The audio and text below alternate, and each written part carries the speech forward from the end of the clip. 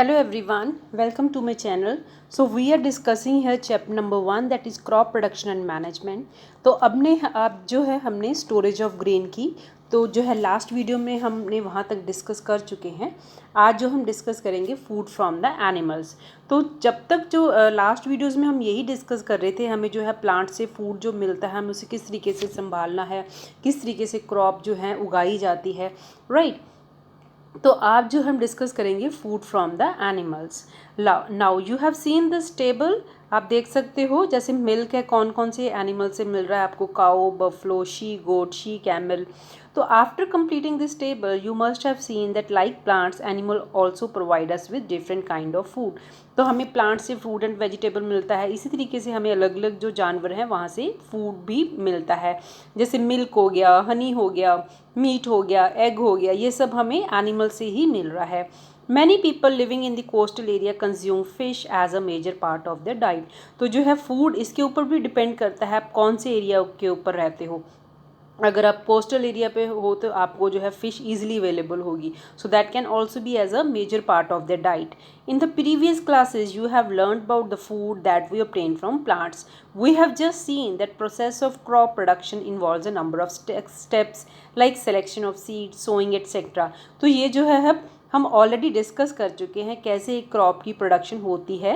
Similarly animals reared at home और in farms have to be provided with proper food, shelter and care. तो अगर जब आप plants को बहुत लार्ज स्केल पे हम उगाते हैं दैट मेक्स द क्रॉप. अगर वही जो है अब हम एनिमल्स के साथ करें कि हमने बहुत सारे जानवरों को पाल रखा है किसके लिए, खाने के लिए. So we rear them at home. या हम जो उनका एक फार्म बन सकता है जहाँ जैसे पोल्ट्री हाउस हो गया, इस तरीके के अलग से जो रेजिडेंशियल एरिया से अलग जाके.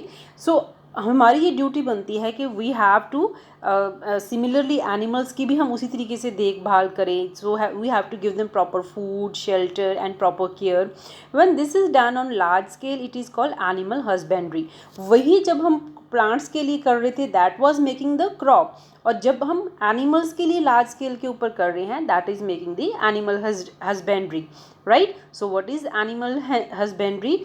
So animal husbandry is a branch of science which deals with the, हम उसको क्या कह सकते हैं कि जो अब हम यहाँ पे rearing of animals on a large scale for food, right? So that makes the animal husbandry. So fish is good for health. We get cod liver from fish which is rich in vitamin D. तो जो है fish हमारी सेहत के लिए बहुत अच्छी होती है, उससे हमें कॉड लिवर ऑयल मिलता है that is rich in vitamin D. So here you will also get important question कि जो फ़िश है कौन से सोर्स, कॉड लिवर ऑयल का सोर्स कौन है दैट इज़ द फिश. और ये कौन से विटामिन में जो है रिच है that is the vitamin A. So you will get the option vitamin A, C, D, B, right. तो जो विटामिन डी है वो जो है कॉड लिवर ऑयल में आपको भरपूर मात्रा में मिलता है. Now let's discuss about the summary जो अब तक जो है हम पढ़ चुके हैं. In order to provide food to our growing population, we need adopt certain agricultural practices. हमारी बढ़ती हुई पॉपुलेशन को खाना देने के लिए हमें बहुत जो वी हैव अ नीड ताकि जो है हम कुछ सर्टन एग्रीकल्चर प्रैक्टिस को अडॉप्ट कर लें. Same kind of plant cultivated at a place constitute a crop. अगर एक ही तरह के आप प्लांट उगा रहे हो that makes the crop. In India, crops can be broadly classified into two types based on season, rabi and kharif. Kharif जो है मानसून के ऊपर डिपेंडेंट है, मानसून से पहले बोते हैं, फिर मानसून आता है, मानसून के बाद इसको काट लेते हैं. Rabi are the winter crop. It is necessary to prepare soil by tilling and levelling. Ploughs and levellers are use for this purpose. So now you will get the question कि tilling and levelling करने के लिए कौन से tool का इस्तेमाल किया जाता है. प्लो एंड लेवलर का हम यूज़ करते हैं for tilling and levelling. Sowing of seed at appropriate depth and good distances give good yield. Definitely अगर आप सीड को अच्छे से प्रॉपर डिस्टेंस के ऊपर नहीं उगाओगे तो वो आपको यील्ड अच्छा नहीं देगा. Good variety of seed are sown after selection of healthy seeds. Sowing is done by seed drill. This is very important कि सोइंग किससे की जाती है. It is done with the help of seed drill. Soil need replenishment and enrichment through the use of organic manure and fertilizers. Fertilizers are the chemicals that are used to make that are made in factories ताकि जिससे जो है crop की production ज़्यादा हो सके. So use of chemical fertilizer has increased tremendously with the introduction of new crop varieties. Supply of water to crops at appropriate interval is called irrigation. Now you will get the question, what is irrigation? Supply of water to crop at appropriate intervals. Weeding involved removal of unwanted and uncultivated plant, that is called weed.